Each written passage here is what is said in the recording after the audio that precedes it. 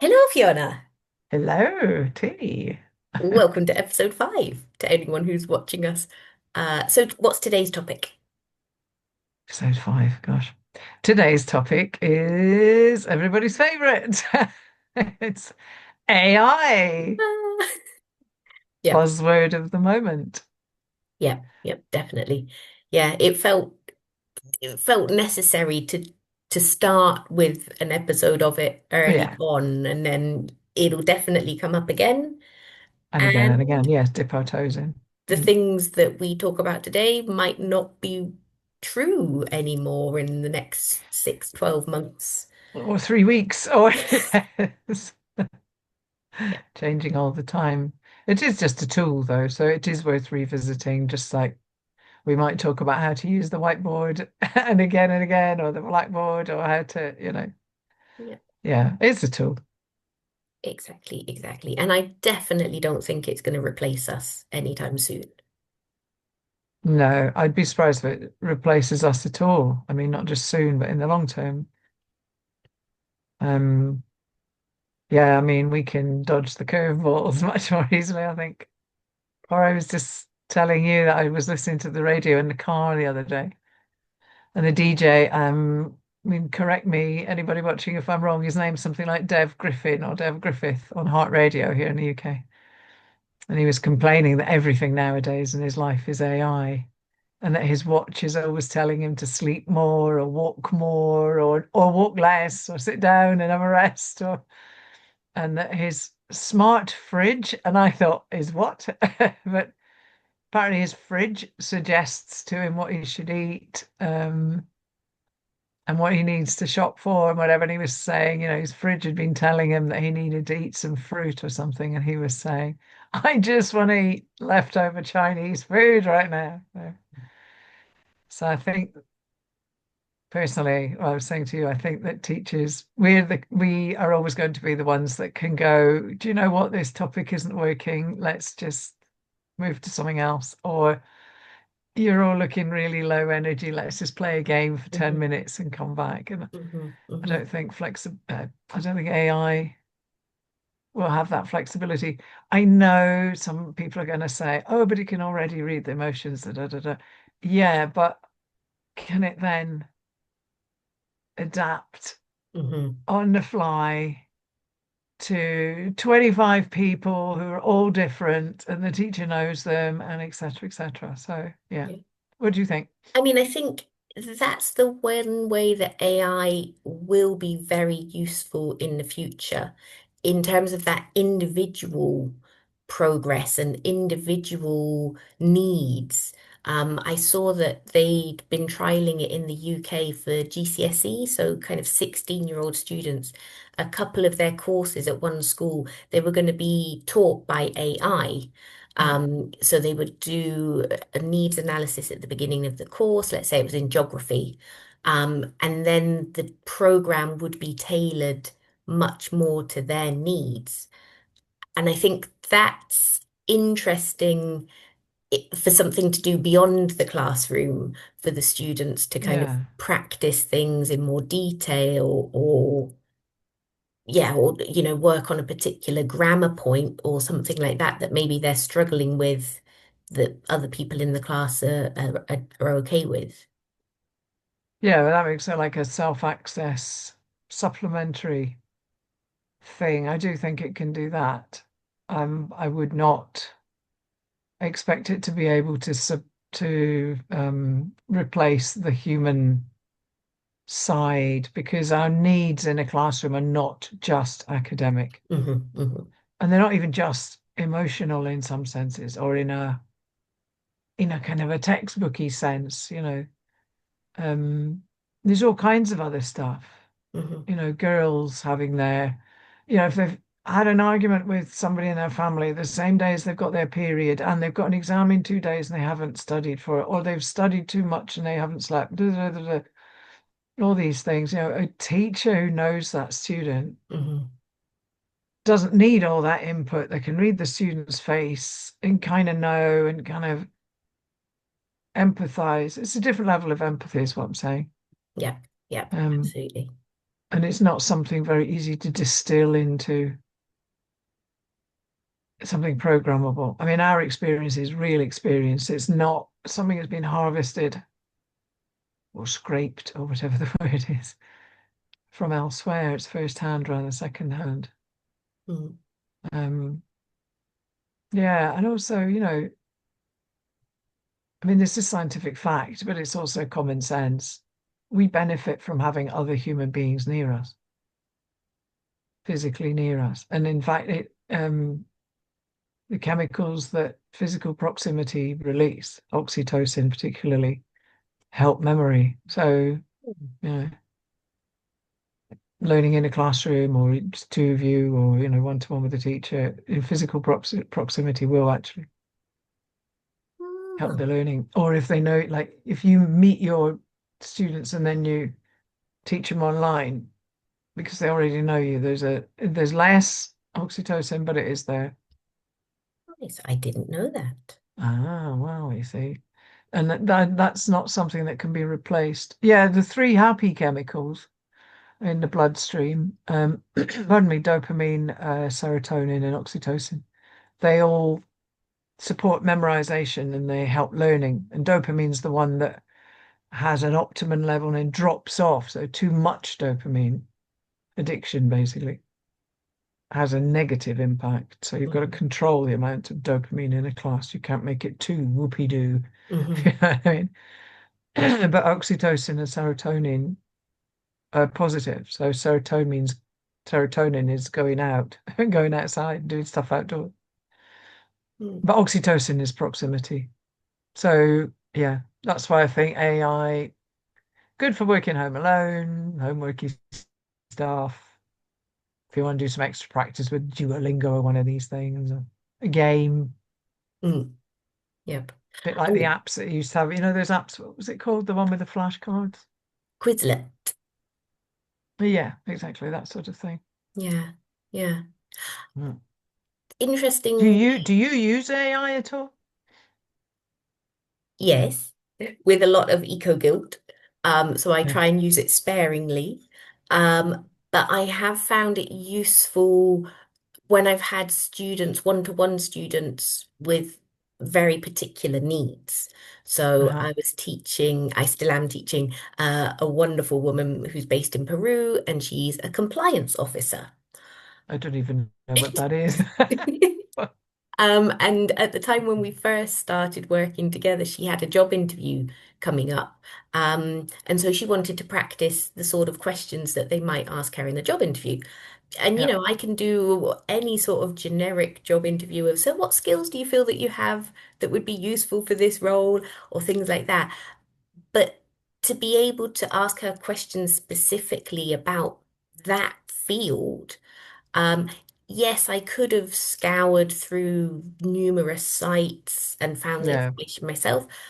To be honest, it was much less time consuming to ask Perplexity to give me kind of twenty questions yeah.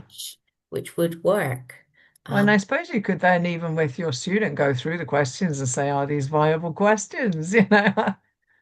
Ask if AI had come up with, yeah, yeah, yeah.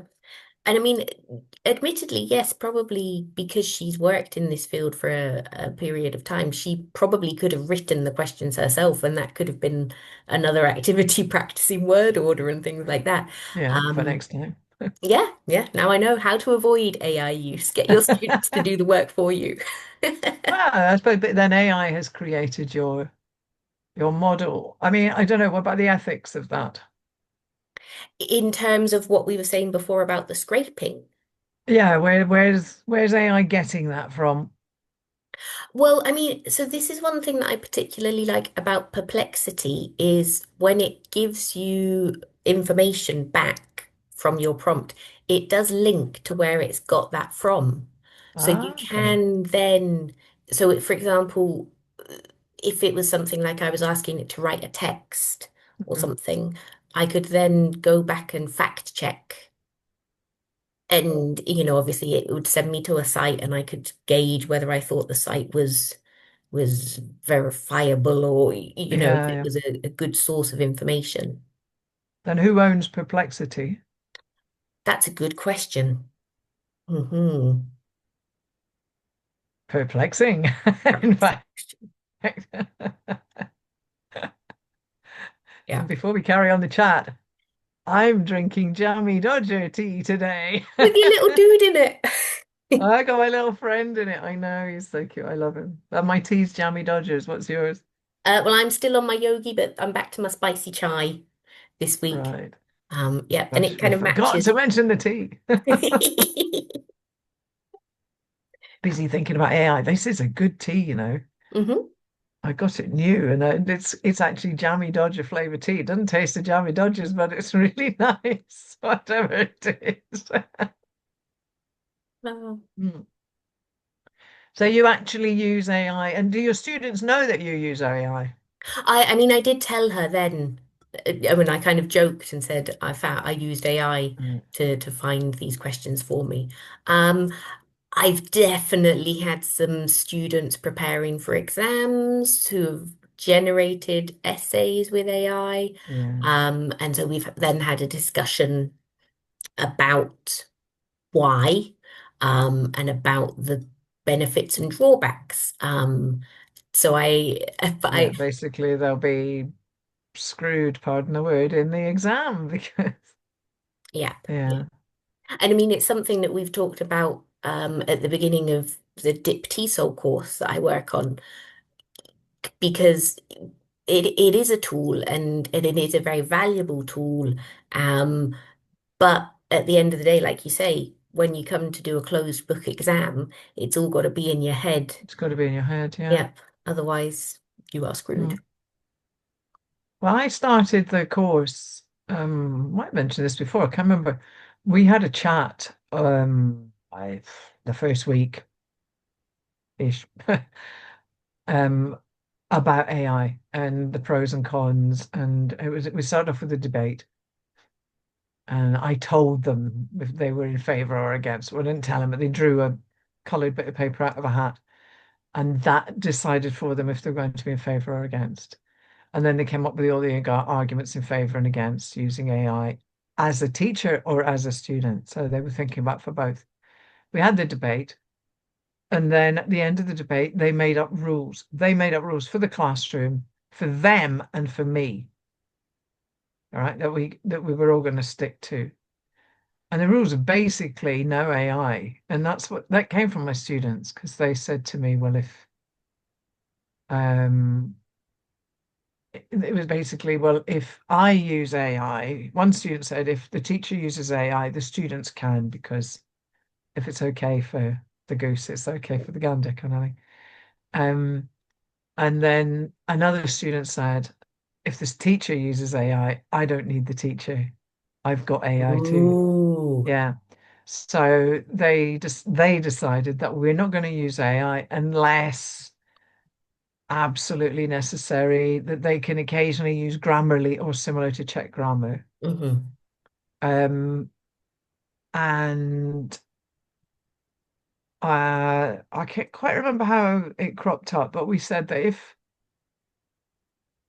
if anybody was using AI, I know what it is, yeah, because I teach half of the students, not, and there's the other group, but occasionally the two groups come together, and in presentations they're together. We do a lot of presentations. So obviously the other group doesn't have the same rules. Um, so my lot asks if when they do presentations, everybody can be given an index card. I probably did mention this before. And then they have to distill their presentation into a maximum of 10 words or whatever to have on an index card. I've always got loads next to me. There's a pile of them here. And they can use that as their notes. Yeah, exactly. Yeah. And they use that as their notes for their presentation, not a script. And so in a sense, if somebody's cheated in inverted commas and used AI to produce their presentation, they've still got to do the work because they've got to memorize it. Hmm. And it's almost easier if you've written it yourself to Hmm. memorize Yep.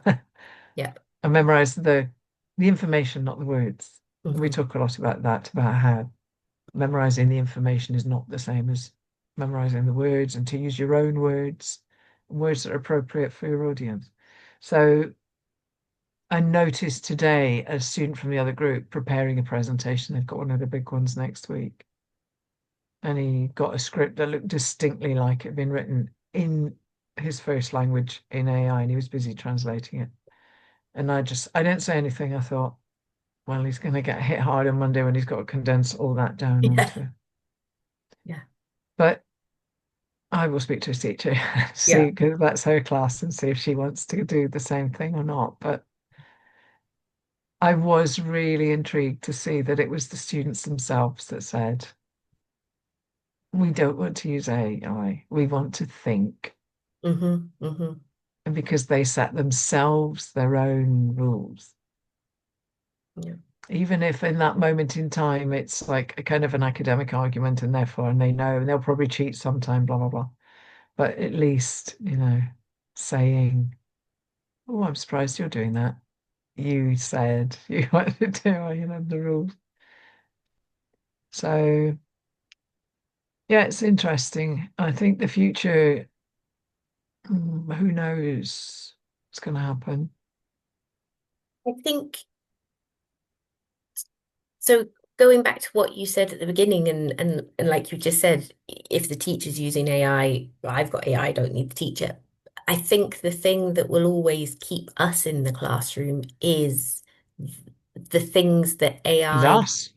Yeah, yeah, exactly. It's the emotion, it's the connection, it's Yeah. the when we were talking about authenticity a couple of weeks ago, and I was thinking I'm naturally nosy and curious. And so when What my is it? students tell me things, I'm like, wow, that's really cool. Like, tell me more. And, Yeah, I yeah. really want to hear about things. And I think AI, yeah, Yeah. you probably will create avatars that you can prompt to react in a certain way. But I wonder whether they'll ever be genuine enough. Well, I mean, let me think, where are we? Oh, I can't think how many weeks ago, but there was the IATEFL themes web conference last week. And then I was in Czech Republic, I don't know, 2 weeks, 3 weeks ago. I'm losing track of the weeks. Really, mid-October, 3 weeks ago.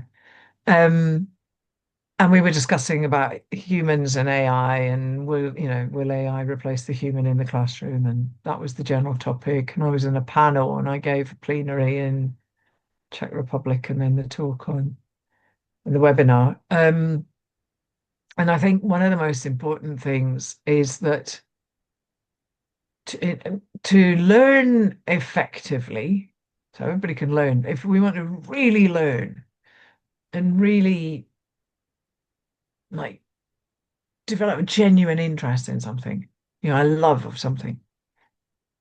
Two of the main things we need. One is a passionate teacher. And I can't see AI ever becoming particularly passionate about anything. A teacher's passion will spread, be contagious, not to all of their students, but to a significant number. And then the other thing is we all need to feel special, even for just for a moment. It's that kind of 15 minutes of fame thing. But when you're in a class, if your teacher makes you feel special sometimes, Mhm. then, I want to say love the teacher. I don't mean fall in love, love. I mean, you kind of gravitate towards that teacher and their subject. And so the combination of that feeling special and the teacher's passion, for me, those are two ingredients that are going to be really hard for AI to replicate because we know it's AI. Mm. Maybe there's a percentage of people who get addicted to AI and whatever, but somewhere in there they know that it's AI, Mhm. and feeling special and being made to feel to be humiliated, those are two things that humans do. AI humiliating us is probably not as likely either. That kind of having had negative, I mean, I almost shouldn't say this, but my personal learning experience as a teenager, I had a lot of negativity from bad experiences with particular teachers and stuff. Which I subsequently learned was because they were living bad situations in life. That's for another day. But that humiliation factor really marked me. Mhm. as a student. But on the other hand, that it's the same being made to feel special. And I don't mean teacher's pet. Hmm. I mean every single kid in the room, Yeah. special for a moment, Yep.